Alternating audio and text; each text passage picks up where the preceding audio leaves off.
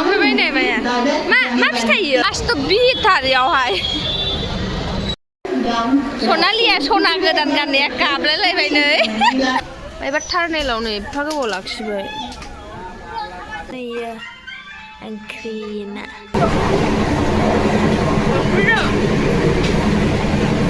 जा मोजां मोजां बिबार फानदों सोबाखौ ना माखो फिथि गोथाव नंगौना नङा Hi logofer, good morning. But moजां रंखाबाय आं दिनै नालाय सोबाय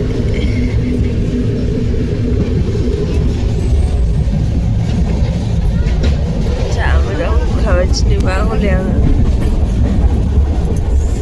सनालिया दल'खौ थाथाराहाय उन्दुनाया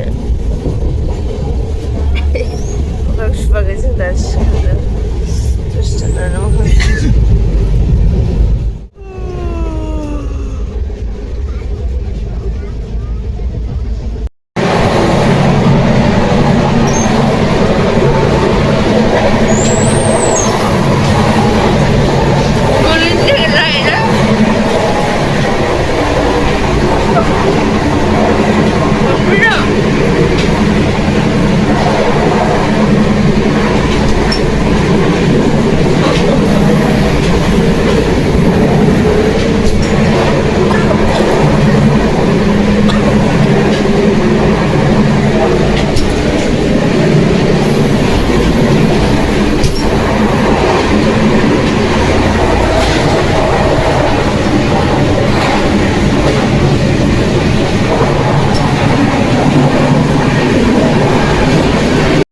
बुरहानपुर मोनफैबायनो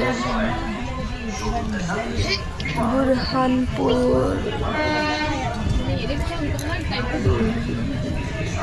सनालि एसे टेन्थ'ला बायदोंसो आंहा उन्दुनो ओंखाराखै दासिम उन्दुनो ओंखारनानै टेन्थ'लामोन सानफैबावबायनो जे मोनसे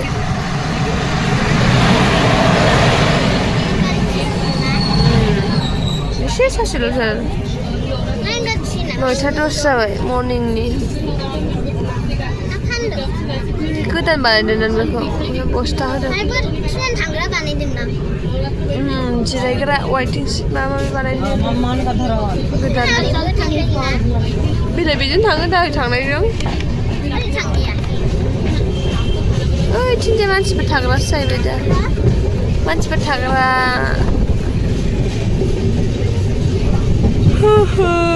सनालि बाजोब्बाय ना गासैबो सनालि थाना आरो नै थाना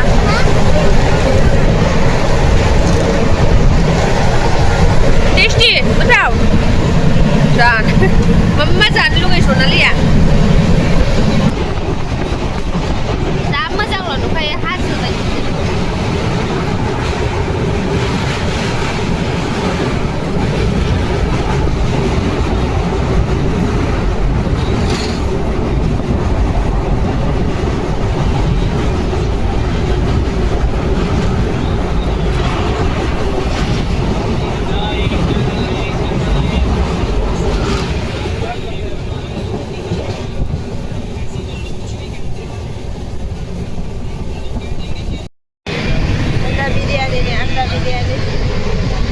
टेस्टि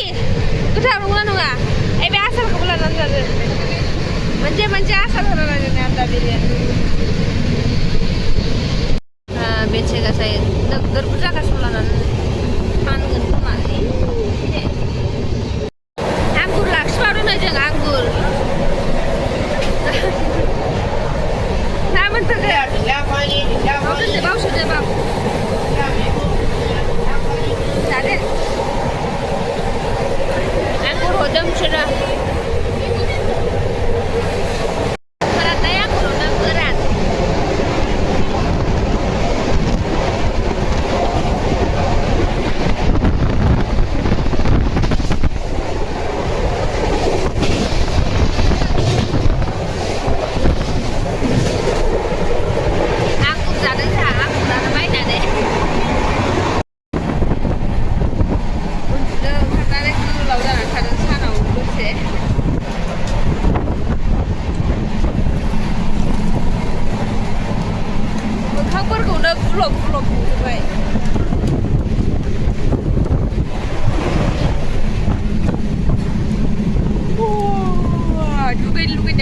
मैला मैथा मोनथारबाय मोखांफ्रानो गुलुब गुलाब जाजोब्बाय ओमफ्राय गैयि बायदिनो ओंखाम जाखांबाय जोङो ओंखामथ' नङा बिरियानि जाखांबाय माने खहाबा थावा जेबो थावा ओंखामबाबो थावा जिखुनु जाग्राया थावा आंगुरसो बायनानै जादोंमोन दहायो बे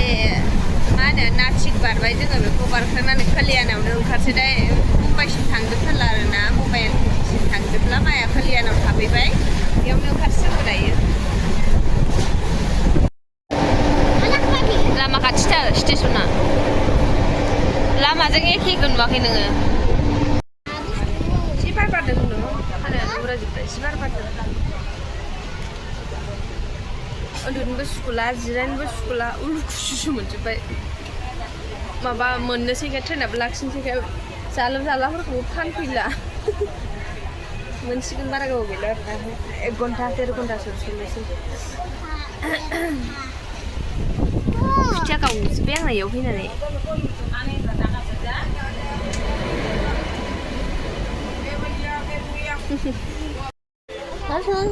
berapa surat-suratku kayak gana kan alu ya alu एबार थारनेलावनो एफा गोबाव लाखिबाय मानोबा लाखिखोथाय मिथिला गलांबाथाय सेसखा आरो ट्रेना खिफिदोंना होनानै बार हगारनाया खिफिनाय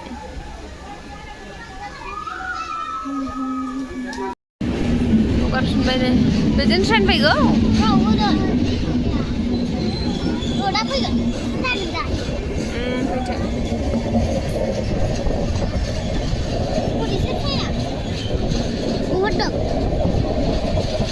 थारनेल हाबबावसो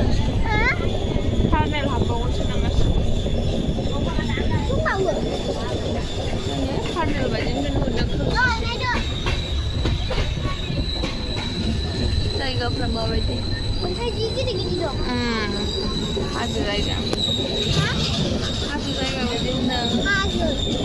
दा लाक्सआव थारनेल हाबबावबाय नेटानो नाङा इयाव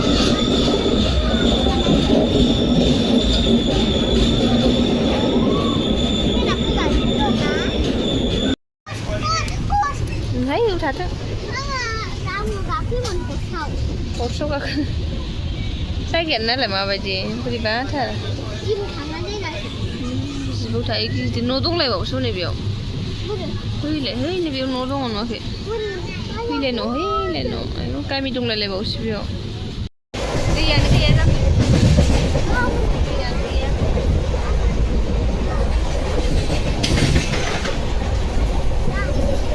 हामाथार जायगाफ्रा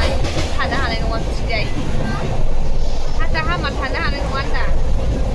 मोनथारनोसै जोङो रेडि जाखाजोब्बाय आरो दा ओंखारनोसै कल्याणसिम खानायफ्रानो नायजाला बेगफोरखौ रेडि खालामनानै दोनखाबाय जाबाफोर ट्रेना लेट एसे बांद्राय नङा 12-13 मिनिट लेट आरोना ट्रेना बारथारबाय सनालिया थानो बेयाव लाबोनानै दोनफैगौ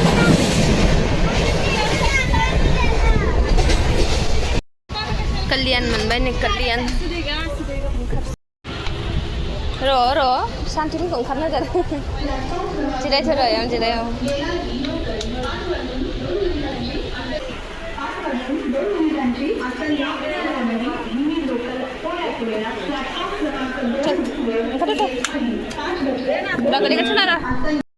ओंखारफैबाय नै जों कल्याण जंसनावहाय दायो मामोनखौ नेदों र' मामोना सफैबाय अबेबा साइडथिं दंनो फैगासिनो दङ जों फैनाय ट्रेना बेनोमोन आरोना लोगोफोर बेनोमोन जा फैबा मोनबोजोब्बाय लेथ्रा हानो मामोनखौ नेगासिनो दं र' मामोना फैगासिनो दंनो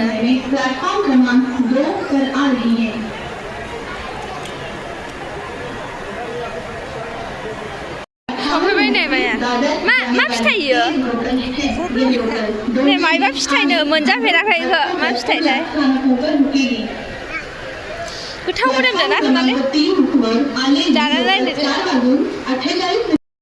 जोगोनार फिथाइ बादि नै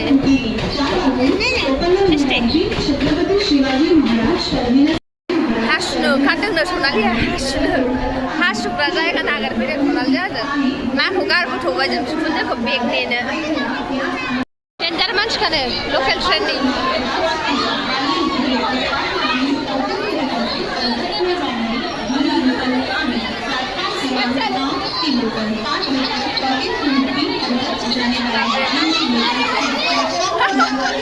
डेन्जार मानसि जाखायो डेन्जार मानसि गाखोनो जायगाखौनो मोनलायलायना लकेल ट्रेन लकेल सनालिया सना गोदान गाननाया गाबलायलायबाय नै नायलायलायबाय गाबलायलायनानै खोमाया मैला जाबाय ओमफ्राय साबाय बे नांथानानै मोजां जालाय नामा दे मोजां नंगौना नङा मोजां दा मोखाङा मिंख्लं जालायबाय गाबनानै दसेनो गाज्रि रागानो नागिरदों सनालिया मालाय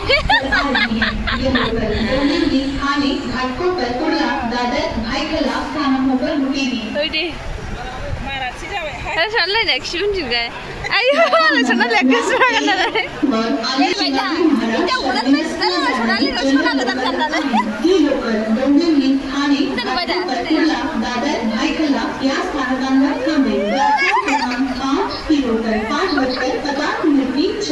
शिवाजी महाराज टर्मिनस जाने वाली ट्रेन लोकल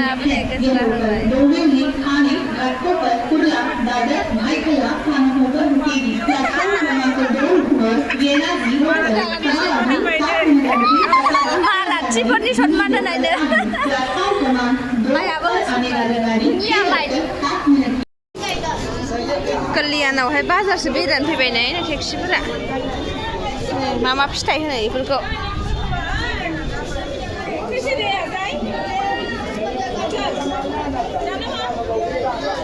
आं जाफेराखैनो रुको बाद में लेगा हाँ आएगा इधर ही दा लागोन दा थांसैबा नै दहाय जों जानाय फिथाइया इनोमोन बिबारफ्रा नै जा मोजां बिबार फानदों सोबाखौनो माखो सानजौफोरा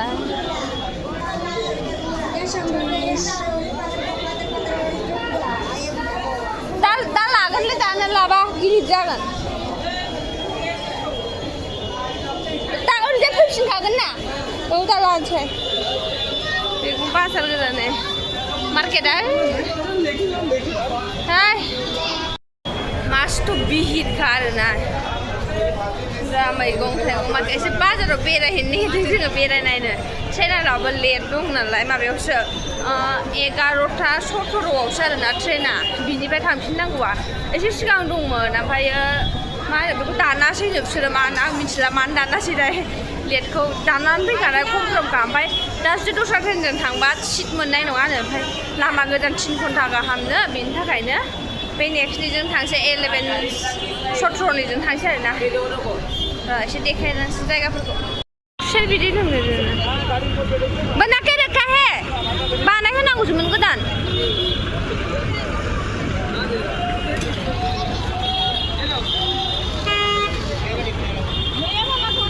नैया बनाके दो हाँ ओइ बे गोजौ गोजौजों फैदों जोङो एकदम माने हौरै दंथारो ओमफ्राय ओरैजायबो थांजाबावो आरोना गोजौजों एकदम हौसिन ओंखारहैयो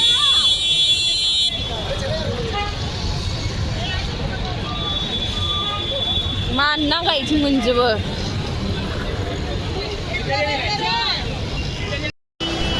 मासथ' बिहिरथार इयावहाय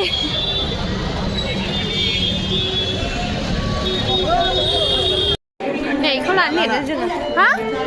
हाँ ये वाला प्लेट कितना का है प्लेट 1 प्लेट दीजिए सैंडविच ला रहे हैं सोना ओले नुबाय एंजर का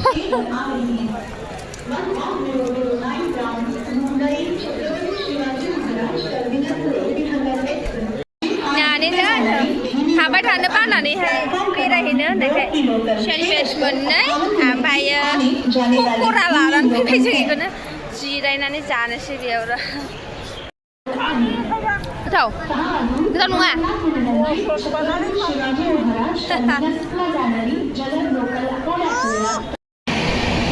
कल्याण जंक्शननिफ्राय जोङो दायो पुनेयाव थांफिनगासिनो दं आरोना दहायनो गाखोदों ट्रेना ओमफ्राय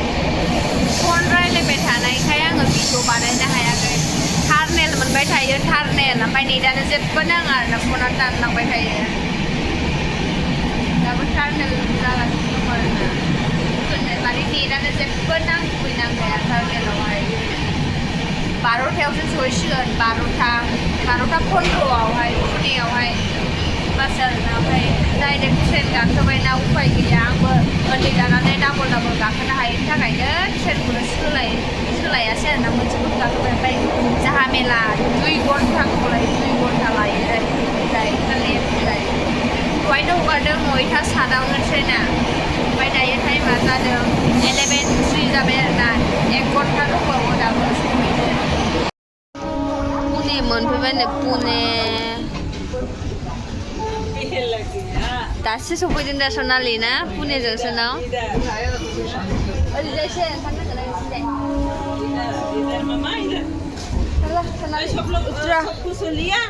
ले लिया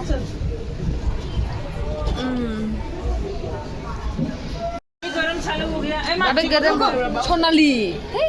नहीं गली ना जमीलाई ज़्यादा जिद्दी हो गया ना सोनाली अभी हम 2 व्हीलर पे जाएगा 2 व्हीलर पे स्कूटी चला रहे ना 2 व्हीलर से ना स्कूटी कर जाए सोनाली गुस्साया thank you bye bye good night चलो उतरो हामा नाख्रांलाबायनो नागिरदों सनालिया दाना गावखौनो बोख्लायबाय सनालिया नाख्रांनो नागिरलायबाय नै बुरैखौबो गावखौनो बोख्लायबावबाय दाना हमनानै अबेसिम थाङो दाना लामाया उपर सोर दे सनालि फैदो पुनेयाव सफैबाय नै बेनिफ्राय अट'जों थांसै अट'जों सनालिया रागायानो नाख्लायलाबायनो नागिरो सोरखौबा जारलासो ओमफ्राय गावहानो बोख्लायजाबफिनबावबाय दाना सनालि चलो फाइनालि लोगोफोर पुनेयाव सफैमारबाय दायो अट' लानानै थांसै अट' दायो जोङो लिफ्टजों गाहायाव थांगासिनो दंमोन दै बेयाव आङो माने बोरायजों फन रायलायदोंमोन दै बेखायनो माने बेयाव साउन्डआ जायाखै दे लोगोफोर सरि गाज्रि मोननाङा रिक्सा लानो नागिरदों दायो रिक्सा फार्स्ट टाइम दायो ओमफ्राय एसेबां माने खस्थ'थ' मोनाखै ट्रेनावहाय थांसै रिक्सा नैयाव सोरखारि रिक्सा सफैबाय बेयाव सफैनानैहाय दुगैखांबाय दुगैनानै खर' लोबखांबाय आं नै दासो सनालि नों दुगैखांबाय ना सनालिया दुगैखांबाय खर' लोबखांबाय आंबो दुगैखांबाय खर' लोबखांबाय आयु मैलायानो दाम गोसोम गजोबलायदों आरोना मेंबाय ओंखाम संगासिनो माजों लोगोजों बेखायनो नोंसोर मबाइलखौ चार्ज होगोन बेयाव चार्ज बसायदों नै माजों मानि लोगोजों ओंखाम संगासिनो दाखालाम सनालि हामा दोनदो दाखालाम है माबाग्रासो सुग्रासो ओंख्रि जागोन र' नोंसोर दा देखायगोन आं एसे क्रिम आरि फुना लानो